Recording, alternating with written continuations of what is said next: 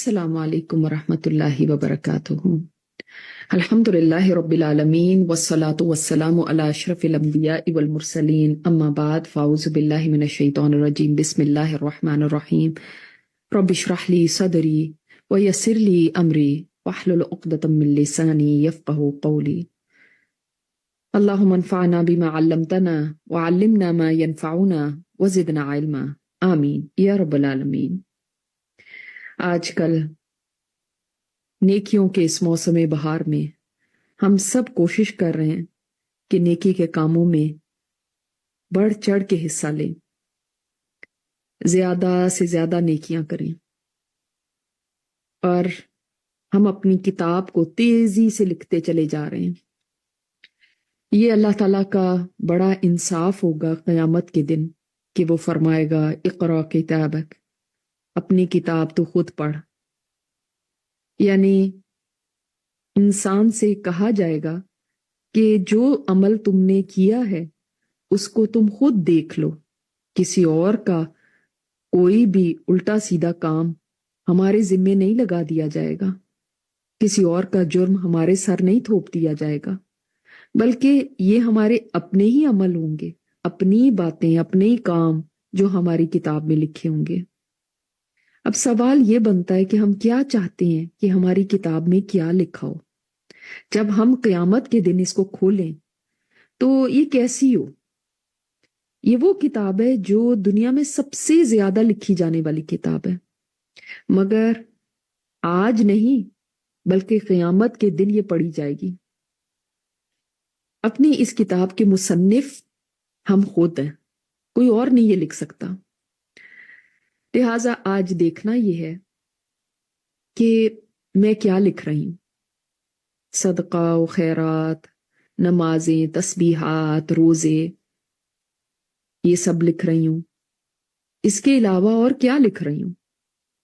نیکیوں میں تو بے شک ہم سب دوڑنے کی کوشش کر رہے ہیں، مگر کہیں ایسا تو نہیں کہ اس کے ساتھ ساتھ ہم نے ایسے کام بھی شروع کیے ہیں یا ایسے کاموں کو چھوڑا نہیں ہے جو وہاں پہ شرمندگی کا باعث بنے، کیونکہ اس کتاب میں سب لکھا ہوگا۔ مثلا جھوٹ، مکاریاں، ادھر ادھر کی باتیں کرنا، یا ادھر کی ادھر لگانا، ادھر کی ادھر، جس کو لگائی بجھائی کہتے ہیں، تہمتیں، بہتان، غیبتیں۔ یہ بہت ضروری ہے کہ ہم یہ چیک کریں کہ کیا لکھا جا رہا ہے، کیونکہ اسی کی بنیاد پر ہمارے لیے فیصلہ ہوگا قیامت کے دن کہ ہم نے کہاں جانا ہے۔ ہم بعض دفعہ قرآن بھی پڑھتے ہیں، نمازیں بھی پڑھ رہے ہیں، صدقہ بھی کر رہے ہیں، مگر صرف ایک زبان ایسی چیز ہے کہ اس کی وجہ سے ہم اپنی نیکیوں کو برباد کر دیتے ہیں۔ ایک حدیث سے آپ اس کا اندازہ لگائیے کہ ایک دفعہ عائشہ رضی اللہ تعالیٰ عنہ نے صفیہ رضی اللہ تعالیٰ عنہ کے بارے میں صرف یہ فرما دیا وہ تو چھوٹے قد کی ہیں، تو آپ صلی اللہ علیہ وسلم نے اتنی بات پہ، حالانکہ ہمارے لیے یہ کوئی بڑی بات نہیں ہے، فرمایا اے عائشہ تم نے ایسی بات کہی ہے کہ اگر اس کو سمندر میں ڈال دیا جائے تو سارا سمندر کڑوا ہو جائے۔ اور ہم کتنی دفعہ کسی کو کہہ دیتے ہیں موٹی، چھوٹی، ٹھگنی، لمبو، پینڈو، پتہ نہیں کیا کیا القابات لوگوں کو دیتے رہتے ہیں، ایسے ہی چلتے پھرتے، اور بعض دفعہ تو لانتے کرنے سے بھی نہیں ہٹتے۔ لانتی، اتنے آرام سے کسی کو لعنت کا لفظ کہہ دیتے ہیں، حالانکہ اگر وہ یہ لعنت ڈیزرو نہیں کرتا تو یہ لعنت اوپر جاتی ہے اور وہاں سے واپس کر دی جاتی ہے اور اسی بندے پہ پڑ جاتی ہے جس نے اس کو کہا ہوتا ہے۔ یہ چھوٹی بات نہیں ہے۔ ایک دفعہ کسی نے اپنی اونٹنی کے اوپر لعنت بھیج دی تو آپ صلی اللہ علیہ وسلم نے فرمایا اب اس کو چھوڑ دو، اب اس پہ سواری نہ کرو، کیونکہ تم نے اس کے اوپر لعنت بھیج دی۔ یہ ایک بددعائیہ کلمہ ہے۔ تو لعنتیں بھیجنا تو عام طور پہ لوگ کرتے ہی رہتے ہیں اور اس کو کوئی بڑی بات نہیں سمجھتے۔ اسی وجہ سے، اس زبان کی وجہ سے آپ صلی اللہ علیہ وسلم نے فرمایا سب سے زیادہ لوگ جہنم میں جائیں گے اس زبان، یہ زبان سے کیا کیا کہتے رہے. اور یہ زبان ایسی چیز ہے جو اتنی تیز چلتی ہے کہ پورا دن بھی آپ اس سے کام کرواتے رہیں، یعنی بولتے رہیں، تو یہ تھکتی نہیں ہے. باقی اعضاء تھک جاتے ہیں، چل چل کے بھی آپ تھک جاتے ہیں، کچھ کام کر کر کے بھی آپ تھک جاتے ہیں، بازو بھی تھک جاتے ہیں، ٹانگیں تھک جاتی ہیں. لیکن زبان ایسی بھی چیز ہے کہ یہ بول بول کے تھکتی ہی نہیں. اور جب انسان اس کے بارے میں محتاط نہیں ہوتا تو بہت ساری ایسی باتیں اس سے نکل جاتی ہیں جو کہ شاید اس کی انٹینشن بھی نہ ہو، نیت بھی نہ ہو، لیکن بس چونکہ زبان چلانے کی عادت ہے تو کچھ نہ کچھ تو چونکہ بولنا ہی ہے، بولے بغیر چونکہ چین نہیں آتا تو پھر کچھ تو ایسا نکل جائے گا جو کہ غلط ہوگا. آپ صلی اللہ علیہ وسلم نے فرمایا انسان بعض اوقات اپنی زبان سے کوئی ایسا کلمہ ادا کر دیتا ہے جو اللہ تعالیٰ کو اتنا ناپسند آتا ہے کہ وہ اپنا ٹھکانہ جہنم میں نیچے بنا لیتا ہے. تو دیکھیں نا، یہ زبان کا ایک بول ہی ہے نا. اللہ نہ کرے کہ ہماری زبان سے کبھی کوئی ایسی چیز نکل جائے جو کہ ہمارا بیڑا غرق کر دے اور یا جہنم کے اندر نیچے ہمارا ٹھکانہ بنا دے، اللہ نہ کرے.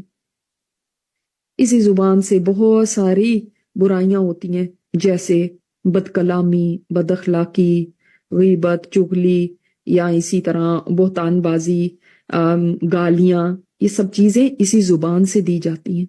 آپ صلی اللہ علیہ وسلم نے فرمایا عائشہ بدترین آدمی وہ ہے جسے اس کی بد کلامی کے ڈر سے لوگ چھوڑ دیں. یعنی اس کی بد کلامی ایسی ہے، ایسے لوگوں سے بات کرتا ہے کہ یعنی لوگوں سے بات کرنا ہی نہیں چاہتے، ڈرتے ہیں کہ اس سے بات کی تو وہ پیچھے پڑ جائے گا، کچھ الٹا سیدھا ہی بولے گا. اس لیے ہمارے اسلاف میں سے کسی نے کہا کہ سب سے آسان روزہ تو کھانے اور پینے کا روزہ ہے. وہ تو ایک بچہ بھی رکھ لیتا ہے، دیکھیں نا آپ، 8 10 12 سال کے بچہ بھی آرام سے روزہ رکھ لیتا ہے. اصل روزہ زبان کا روزہ ہے، دل کا روزہ ہے. دل بھی بدگمانیوں سے بھرے ہوتے ہیں، دل بھی کینوں سے بھرے ہوتے ہیں. اسی طرح زبان سے بھی انسان ایسی باتیں بول دیتا ہے جو کہ صحیح نہیں ہوتی. جسے آپ صلی اللہ علیہ وسلم نے فرمایا تم میں سے بہترین وہ ہے جس کے اخلاق اچھے ہوں، کیونکہ اخلاق پہ ورک کرنا بہت مشکل ہے. اور آپ دیکھ لیں کہ یہ جو غیبت ہے، غیبت کا مطلب کیا ہوتا ہے؟ جو کسی کی برائی بیان کی جائے اس کی غیر موجودگی میں، اور اس کے اندر وہ ہے، ایسے نہیں کہ جھوٹی بات ہے، اس کے اندر ہے لیکن اس کی غیر موجودگی میں کہی اگر وہ سن لے تو اس کو ناپسند ہو، یہ غیبت ہے. اس سے یہ تو ایک درجہ ہے نا، اس سے بھی اوپر کا درجہ بہتان ہوتا ہے کہ جب کسی کی برائی ہو، وہ برائی کی جائے اور وہ موجود نہیں ہے، یعنی اس کے پیٹھ پیچھے کی جائے اور وہ بات بھی جھوٹی ہے، جیسے کان بھرنے کسی کے، ہاں جی اس نے ایسا کیا، یہ کیا، اور وہ اس میں تھا بھی نہیں، جھوٹ ہی بتا دیا. اور اس سے بھی اوپر کا درجہ نمیمہ کا ہے، جس میں نمیمہ جس کو کہتے ہیں چغلی، نمیمہ. تو چغلی کیا ہے کہ کسی کے بارے میں بات کی جائے اور آپس کے تعلقات خراب کرا دیے جائیں. مثلاً ہے کوئی عورت اپنے شوہر کے کان بھرتی ہے اس کی ماں کے خلاف، تو یہ چغلی ہے. یا ساس بیٹے کے کان بھرے اس کی بیوی کے خلاف، یہ چغلی ہو گئی. دو دوستوں کے درمیان تعلقات خراب کرا دیے ایک کے کان بھر کے. اس کو آپ کو پتا ہے فلاں نے آپ کے بارے میں کیا کہا ہے؟ اگر کوئی آپ سے یہ کہے تو ہرگز نہ کہیں بتاؤ کیا کہا، بلکہ کہیں کہ نہیں مجھے نہیں سننا. کیا وہ اچھی بات ہے؟ اچھی بات ہے تو ٹھیک ہے، لیکن اگر بری بات ہے تو مجھے نہ سناؤ. تو آپ ایسی بات سننے سے بھی پرہیز کریں، اس لیے کہ اس کے بعد پھر کیا ہوگا؟ بدگمانیاں اور کینے دل کے اندر جگہ پکڑ لیں گے، اس سے نفرت ہو جائے گی، تعلقات خراب ہو جائیں گے. تو اس کو چغلی کہتے ہیں کہ دو لوگوں کے تعلقات خراب کروا دینا. آپ صلی اللہ علیہ وسلم نے فرمایا چغل خور جنت میں نہیں جائے گا. تو چغلی بھی کس سے ہوتی ہے؟ زبان سے. ہم ان باتوں کو کتنا لائٹ لیتے ہیں نا. دیکھیں نا، शैतान को पता है कि इस बंदे से मैं कोई कत्लो गारत चोरी डाके तो डरवा नहीं सकता, या और इस तरह के तो कोई काम करवा नहीं सकता, तो चुगली करवा लो, जन्नत में ही नहीं जाएगा, काम ही खत्म हो गया। इसी वजह से हमारे असलाफ इतना डरते थे, इस जुबान की वजह से। हमारे पास समझ लें ये एक हथियार है, इससे खुद को भी काट सकते हैं, खुद को भी हलाक कर सकते हैं, और इससे कोई अच्छे काम भी कर सकते हैं, दुश्मन का खात्मा भी कर सकते हैं। एक ही तलवार होती है ना, उसी से अपने आप को भी नुकसान पहुंचा सकते हैं, अपने दुश्मन को भी। तो इन बातों को मामूली लेते हैं कि इसमें कौन सी ऐसी बात है, ये कौन सी बड़ी बात है, हम अच्छे भले शरीफ लोग हैं, नेक लोग हैं, लेकिन चुगलियां कर रहे हैं, तो चुगलखोर तो आपसे सल्लल्लाहु अलैहि वसल्लम ने फरमाया जन्नत में ही नहीं जाएगा। तो आप सल्लल्लाहु अलैहि वसल्लम ने ये भी फरमाया कि क़यामत के दिन तुम अल्लाह के यहाँ उस शख्स को सबसे बदतर पाओगे जो कुछ लोगों के सामने एक रुख से जाता था और दूसरों के सामने दूसरे रुख से, यानी दो मुंह वाला। इधर गए तो इधर भी अच्छे बन गए, इधर इनकी तारीफें कर दी, उधर गए तो उनके सामने पहले वालों की बुराइयां कर दी और इनकी तारीफें शुरू कर दी। इधर एक चेहरा उधर दूसरा चेहरा, जैसे मुनाफिक होते थे, इधर आए तो इनके बन के बैठ गए, उधर गए तो उनके बन के बैठ गए। ये भी हमारे यहाँ बहुत ही आम आदत है, जिधर गए उसको अच्छा अच्छा कर देना और पीठ पीछे जाके उसकी बुराइयां करना। अल्लाह अकबर। तो सलफ में से एक फरमाते हैं कि 40 साल से मैंने कोई बात ऐसी नहीं की जिसका मेरे पास कोई जवाब ना हो अल्लाह के सामने कि मैंने वो क्यों कही थी। अल्लाह अकबर। यानी 40 साल से कहते हैं मैंने इतनी एहतियात की है अपनी जुबान के इस्तेमाल में कि मैंने कोई ऐसी बात नहीं की जिससे कि मुझे अल्लाह के सामने ये कहना पड़े कि ये मैंने फजूल बात की या इसकी जरूरत नहीं थी। अल्लाह अकबर। और ये भी पता चलता है कि असलाफ में ऐसे भी लोग हुआ करते थे जिनका कोटा होता था कि आज मैंने बस इतना बोलना है। मसलन कोई सोचता है कि आज मैंने बस 500 अल्फाज बोलने हैं या 500 जुमले बोलने हैं, और 500 बस हो गए तो उसके बाद खामोश, आज का कोटा खत्म हो गया। तो इससे देखें आप कि वो किस तरह से अपने आप को बांध के रखते थे, कितनी हिफाजत करते थे अपनी जुबान की बातों की। तो इसी जुबान से इंसान सुबहान अल्लाह कह के और कितने दर्जे पा सकता है, अपने मीजान को भर सकता है, वजनी कर सकता है, और इसी जुबान से इंसान लोगों की इज्जतें उछाल सकता है और अपने लिए जहन्नुम का रास्ता खोल सकता है। तो कोई भी अगर हमारे बारे में कोई बात करे तब भी हमें जरूरत नहीं कि हम उसकी इज्जत उछालते फिरें। देखिए एक हिकायत आती है ना कि एक बस में एक औरत सवार थी, उसके साथ एक और औरत भारी भरकम आके बैठी और उसने अपना इतना सारा सामान अपने साथ लिया हुआ था और उस सामान को उसने ऐसे रखा कि इस औरत को बिल्कुल प्रेस कर दिया। ये औरत फिर भी मुस्कुराती रही और इसने कुछ नहीं कहा। वो औरत डील डोल में भी ज्यादा थी, उसने जगह भी ज्यादा ले ली, अपने सामान को भी हर तरफ बिखेर दिया जिससे कि इसको तकलीफ होती रही, लेकिन वो फिर भी कुछ ना बोली। तो किसी ने उससे पूछा कि उसने आपके साथ ऐसा किया और आप कुछ भी नहीं बोली, मुस्कुराती रही। तो उसने आगे से जवाब दिया, इसलिए कि अगले स्टेशन पे तो उतर जाना है, बस इतना सा ही तो सफर है, तो क्या मैं उसको कहती। अगर इंसान जिंदगी के सफर को भी ऐसा ही समझ ले, इसने मेरे साथ बदतमीजी किया, उसने मुझे हर्ट किया, उसने मुझे मेरे ऊपर कोई बात बनाई है, तो क्या हो गया, इतना सा ही तो बस सफर है, इतने मुख्तसर सफर में मैं इससे क्या लड़ूं, इतनी मुख्तसर से टाइम में मैंने क्या इसके साथ तू मैं करनी है। देखिए इंसान लोगों के चले जाने के बाद रोता है, लेकिन असल बात यह है कि लोगों के जिंदा होते भी उसकी कदर करनी चाहिए, उनकी बातों को दरगुजर कर देना चाहिए, जाने देना चाहिए, ताकि इंसान साफ दिल के साथ जिंदगी गुजार सके। हमें पता चलता है कि अल्लाह ताला के यहाँ आमाल जो पेश होते हैं वो हर पीर और जुमेरात को पेश होते हैं। तो जैसे कि दिन में भी फजर और असर के वक्त पेश होते हैं, इसी तरह पीर और जुमेरात को पेश होते हैं। تو کہہ دیا جاتا ہے کہ حدیث میں آتا ہے کہ جنت کے دروازے ہر پیر اور جمعرات کو کھول دیے جاتے ہیں اور ہر ایک کو معاف کر دیا جاتا ہے سوائے اس کے جو شرک کرتا ہے اور نمبر 2 جو کینہ رکھتا ہے اپنے بھائی سے. یعنی کینہ رکھنا، دل میں اس کے ساتھ برے خیالات رکھنا. ابھی منہ سے نہیں کچھ بولا لیکن جب دل میں کچھ ہوتا ہے تو وہ زبان پہ ضرور آئے گا. اللہ تعالیٰ فرما دیتا ہے انتظار کرو جب تک یہ دونوں آپس میں اپنا معاملہ صحیح نہ کر لیں. ان کو نہیں معاف کرنا، باقی سب کو معاف کر دیا جاتا ہے. تو الحمدللہ ہم شرک نہیں کرتے، لیکن شیطان پھر کہاں سے آئے گا؟ یہ کینہ سے.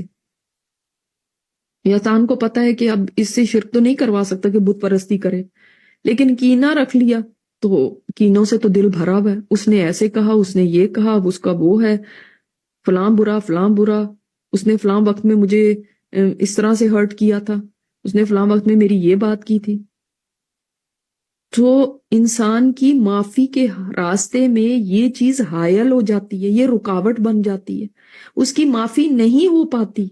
اب سوچ لیں ایک بندہ روزے بھی رکھ رہا ہے، نمازیں بھی پڑھ رہا ہے، لیکن اس نے تعلقات خراب کیے میں، اس نے کسی کے ساتھ اپنے کینے رکھے میں، بغض رکھے میں، دل میں تہجدیں پڑھ رہے ہیں لیکن یہ دل خراب ہے کسی سے اور اس کو پالا ہوا ہے دل کے اندر، تو پھر اس کے بعد تو معافی نہیں مل سکتی یہ حدیث کے مطابق.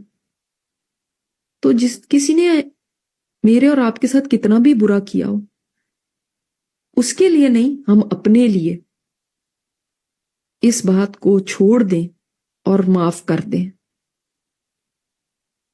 تاکہ ہماری معافی ہو سکے. اور دیکھیں ضروری نہیں کہ آپ اس کے ساتھ بیسٹ فرینڈ ہی بن جائیں، مگر کم از کم سلام دعا رکھیں، کیونکہ مجھے پتا ہے کہ اس کے بعد بہت سارے لوگ کہیں گے لیکن اس نے تو ہمارے ساتھ یہ کیا، اس نے تو میرے ساتھ فلاں کیا، فلاں وقت میں یہ ہوا، میں تو اس کو بھول ہی نہیں سکتی، میں تو یہ نہیں. تو ٹھیک ہے، آپ آج اس کے ساتھ کم از کم قطع تعلق کی بائیکاٹ ختم کر دیں اور کہہ دیں میں نے اس کو معاف کر دیا، میں نے جانے دیا، تاکہ اللہ تعالیٰ مجھے معاف کر دے. اب بعض لوگ کہتے ہیں ہم نے تو کوشش کی، ہم نے تو فون بھی ملایا، اس نے فون بند کر دیا، ہم نے ٹیکسٹ کیا، اس نے مجھے بلاک کر دیا. تو اگر آپ کی واقعی کوشش ایمانداری کے ساتھ ہے اور آپ کا اپنا دل صاف ہے تو اللہ تعالیٰ ظاہر کو بھی جاننے والا اور باطن کو بھی. مگر ایک بات یاد رکھیے گا، اگر ہمارے اندر بددیانتی ہے تو ہم اس دنیا میں لوگوں کو مطمئن کر سکتے ہیں، مگر اللہ تعالیٰ وہ جو دلوں کے بھیدوں کو جانتا ہے اس کو ہم جھوٹ کہہ کے مطمئن نہیں کر سکتے. آپ صلی اللہ علیہ وسلم نے فرمایا ایک مسلمان کے لیے حلال نہیں کہ وہ اپنے مسلمان بھائی کو 3 دن سے زیادہ چھوڑے، اگر اس دوران ان میں سے ایک بھی مر گیا تو وہ جہنمی ہوگا، جہنمی ہوگا. سوچے ذرا، اب ہم تو جہنمی سوچتے ہیں کہ وہ کافر جہنمی، شرابی جہنمی، زانی جہنمی، جو چوری ڈاکے کرتا ہے وہ جہنمی، ہم تو اس طرح کی باتیں سوچتے ہیں نا. اس چیز کو تو ہم کبھی سوچتے بھی نہیں کہ اس بات سے بھی کچھ ہو سکتا ہے. تو اس چیز کو سمجھنا چاہیے کہ اگر قطع تعلق کیے میں تو اس کے بعد مجھے یہ تہجدیں یہ کرے، یہ نہ ہو کہ یہ سب یہیں کہ وہیں پڑی رہ جائے کیونکہ میں نے بغض رکھے میں دل میں، کیونکہ میرے تعلقات خراب ہیں، بھائی بھائی سے کٹا ہوا ہے، بہن بھائی بات نہیں کرتے، چچا ماموں خالہ پھپھی سے بالکل کٹ آف کیا ہوا ہے، کب سے ان سے نہیں بات کی، پرانی باتیں لے کے بیٹھے میں. آپ دیکھیں مستاح جو تھے ابو بکر صدیق رضی اللہ عنہ کے کزن بھی تھے اور مہاجر بھی تھے اور بہت ہی مفلس صحابی تھے، یعنی بہت غریب تھے. تو جب عائشہ رضی اللہ تعالیٰ عنہ پر تہمت لگی تو مستاح بھی ان میں شامل تھے جنہوں نے اس افواہ کو پھیلانے میں حصہ لیا تھا، اور ابو بکر صدیق رضی اللہ تعالیٰ عنہ ان کے گھر کا سارا خرچہ چلاتے تھے. جب ابو بکر صدیق رضی اللہ تعالیٰ عنہ کو پتا چلا کہ میری بیٹی کے بارے میں اس نے یہ بات کی ہے تو فرمایا بس آج کے بعد بند، یہ سب خرچہ میں نے دینا بند کر دینا. تو اللہ تعالیٰ نے آیات اتار دی قرآن میں کہ معاف کر دو اور درگزر کرو. کیا تم نہیں چاہتے کہ اللہ تعالیٰ تمہیں معاف کر دے؟ تو ابو بکر صدیق رضی اللہ تعالیٰ عنہ فوراً بولے یا اللہ میں چاہتا ہوں تو مجھے معاف کر دے، میں چاہتا ہوں تو مجھے معاف کر دے. آپ کے بھی ذہن میں کوئی لوگ آ رہے ہوں گے جن کے ساتھ آپ نے قطع تعلقی کی ہوئی یا کینے رکھے ہوئے، صرف اس وجہ سے کہ انہوں نے کچھ ایسا آپ کے ساتھ کیا. تو سوچ لیں کہ جس نے بیٹی کے اوپر تہمت لگائی، یہ کوئی معمولی بات نہیں ہے، چھوٹی بھی بات نہیں. تہمت بھی کس چیز کی؟ زنا کی. اور ابوبکر صدیق رضی اللہ تعالیٰ عنہ نے معاف کر دیا. اللہ تعالیٰ نے کیا فرمایا؟ یہ نہیں کہ ابوبکر صدیق رضی اللہ تعالیٰ عنہ تو کوئی بات نہیں، وہ کٹ آف کر بھی دیتے تو کیا، ان کی تو نیکیاں اتنی زیادہ تھی. ہماری کیا نیکیاں ہوں گی جتنی ان کی نیکیاں تھیں، ان سے زیادہ تو نہیں ہماری ہو سکتی. پھر بھی اللہ تعالیٰ نے فرمایا کہ معاف کر دو، درگزر کرو. کیا تم نہیں چاہتی اللہ تمہیں معاف کر دے؟ تو انہوں نے یہ نہیں کہا میں نے تو اتنی نیکیاں کی ہیں تو کیا ہو گیا اگر اتنا سا یہ کر دیا، میری مرضی میں دوں کہ نہیں دوں کسی کو. نہیں، انہوں نے فوراً معاف کر دی. اب سوچ لیں جس نے ہمارے ساتھ برا کیا یا جتنا بھی برا کیا، سوچ لیں کہ اس نے اس سے بھی زیادہ کیا ہوگا جتنا مستح نے کیا تھا. تو پھر معاف کر دیں، اس لیے تاکہ اللہ تعالیٰ مجھے معاف کر دے اور کہیں یہی بات میری معافی کے راستے میں حائل نہ ہو جائے. آپ دیکھیں حسن بصری جو تھے ان کے بارے میں آتا ہے، ان کے ہمسائے نے کہا کہ میں نے سنا رات کے وقت حسن بصری کو تہجد پڑھ رہے ہیں، اور وہ گھر چھوٹے چھوٹے ہوتے تھے تو آوازیں بھی ادھر سے ادھر جاتی تھیں. تو اس نے کہا کہ میں نے سنا کہ ساری رات وہ ایک ہی بات کرتے رہے، اے اللہ اس کو معاف کر دینا جس نے مجھ پہ ظلم کیا، اے اللہ اس کو معاف کر دینا جس نے مجھ پہ ظلم کیا، اے اللہ اس کو معاف کر دینا جس نے مجھ پہ ظلم کیا. ساری رات یہی کہتے رہے. اگلے دن ہمسایہ ان کے پاس گیا، کہنے لگا کہ میں ابو سعید تم نے یہ اتنی دفعہ دعا کی، اتنی دفعہ یہ دعا مانگی کہ میرا دل کیا کہ کاش میں بھی ان میں ہوتا جنہوں نے تم پہ ظلم کیا ہوتا. تو کیوں اتنی دفعہ آپ نے یہ کہا؟ تو فرمایا اس لیے کہ میں نے قرآن میں پڑھا اور میں نے اس کو یاد کر لیا کہ اللہ تعالیٰ نے فرمایا وَمَنْ عَفَا وَأَصْلَحَ فَأَجْرُهُ عَلَى اللَّهِ، جو معاف کر دے، درگزر کر دے، اصلاح کر لے تو اس کا اجر اللہ کے ذمے ہے. اللہ تعالیٰ نے یہ فرما لیا اس کا اجر میرے ذمے ہے، مطلب میں ہی اس کو دوں گا. یہ نہیں فرمایا جنت ملے گی، یہ نعمت ملے گی، یہ بھلائی، بس وہ میرے ذمے ہے، میں اس کو جو دوں گا نا پھر وہ دیکھے گا. تو فرمایا کہ میں اس اجر کی خاطر میں نے یہ کہا کہ اللہ تعالیٰ جس نے میرے اوپر ظلم کیا میں نے اس کو معاف کر دیا. سبحان اللہ، کتنے بڑے دلوں والے لوگ تھے. دعا کرنی چاہیے اللہ تعالیٰ ہمارے دلوں کو بڑا کر دے. اتنے سکڑ گئے ہیں کہ ذرا ذرا کسی کی بات لے کے ہم بیٹھ جاتے، وہ ساری زندگی اس کو نہیں چھوڑتے. وہ ہماری شادی پہ نہیں آئے، وہ ہمارا فلاں فوت ہو گیا، فوتگی پہ نہیں آئے، اس نے ایسے کر دیا، اس نے میرے بچے کو یہ کہہ دیا، اس نے مجھے فلاں وقت میں تانا دے دیا، اور باتوں کو بھولتے نہیں. تو آج کا پیغام یہی ہے کہ ہم معاف کر دیں.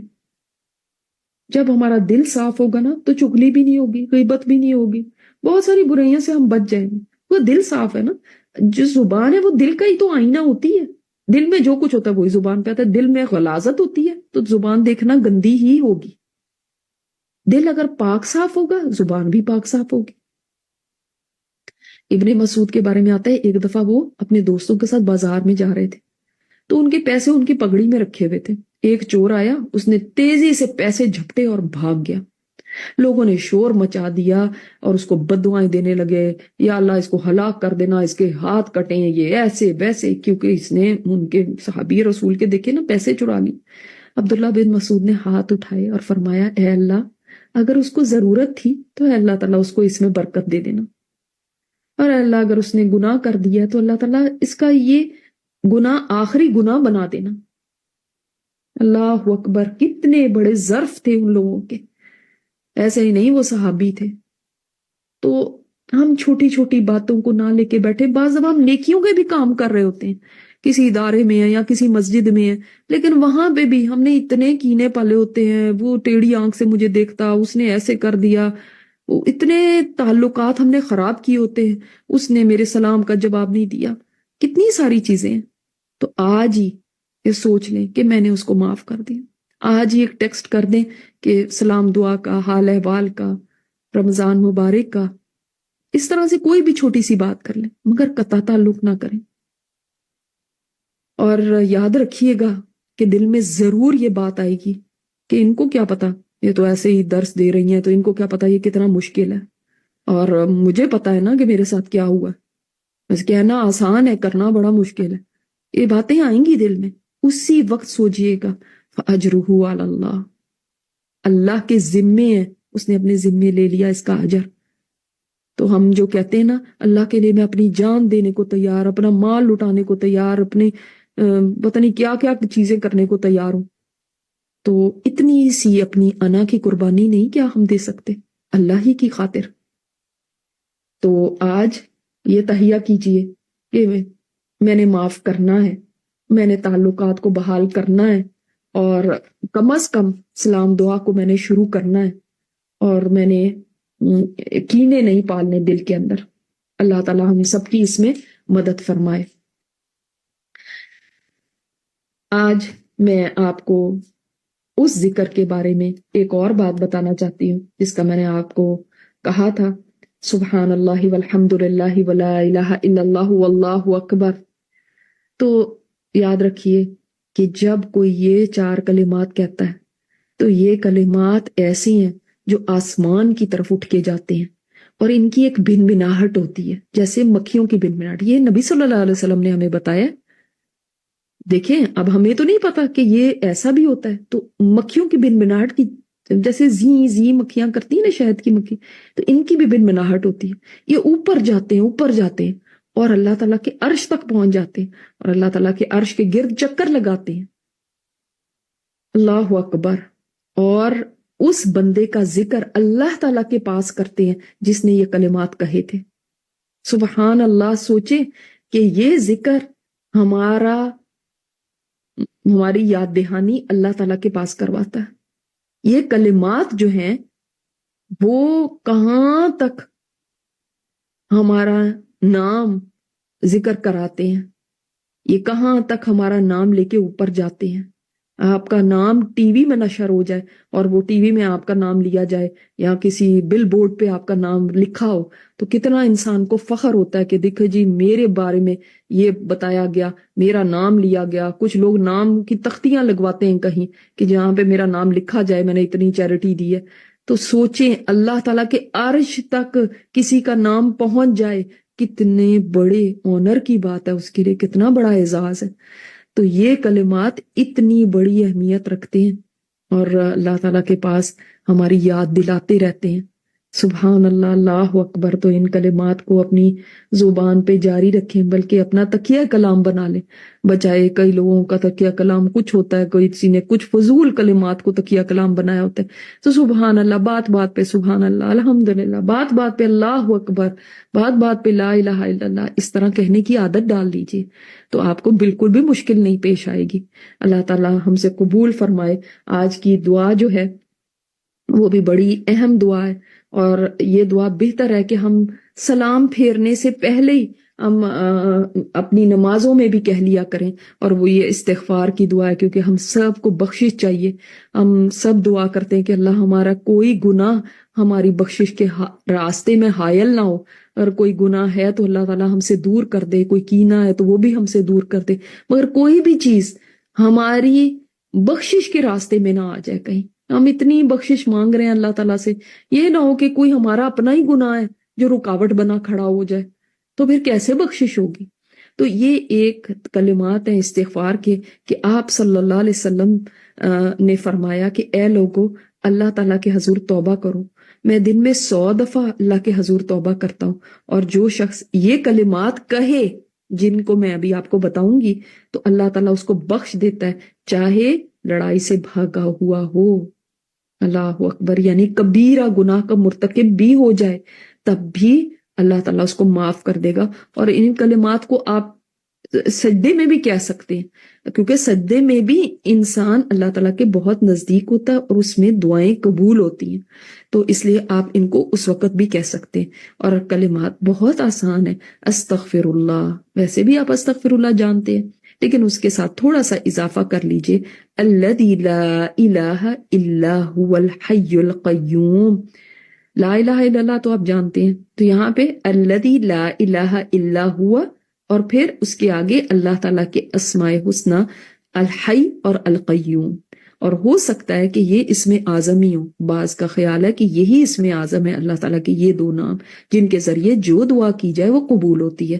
تو اس دعا کے اندر اگر یہ اسم اعظم ہے تو اللہ تعالیٰ کا اسم اعظم بھی موجود ہے، وَأَتُوبُ إِلَيْهِ، اور میں توبہ کرتا ہوں اللہ تعالیٰ کے حضور. تو استغفر اللہ الذی لا الہ الا هو الحی القیوم واتوب الیہ. یہ ہیں کلمات دعا کے، جو دعا ہم نے مانگتے رہنا ہے اللہ تعالیٰ سے تاکہ ہماری بخشش ہو جائے. اور ان کلمات کو سبحان اللہ والحمد للہ ولا الہ الا اللہ واللہ اکبر، میں ہر دن ان کے فضائل بتاتی جا رہی ہوں آپ کو، تاکہ آپ کو ان کا شوق پیدا ہو اور آپ ان کلمات کو دہراتے رہیں روزانہ. اور کوشش کریں کہ ہر وقت، کوئی زوال کا ٹائم نہیں ہے ان کلمات کے لیے، اور دعاؤں کے لیے بھی کوئی زوال کا ٹائم نہیں ہے. آپ کسی وقت بھی یہ دعائیں مانگ سکتے ہیں اور یہ کلمات کہہ سکتے ہیں.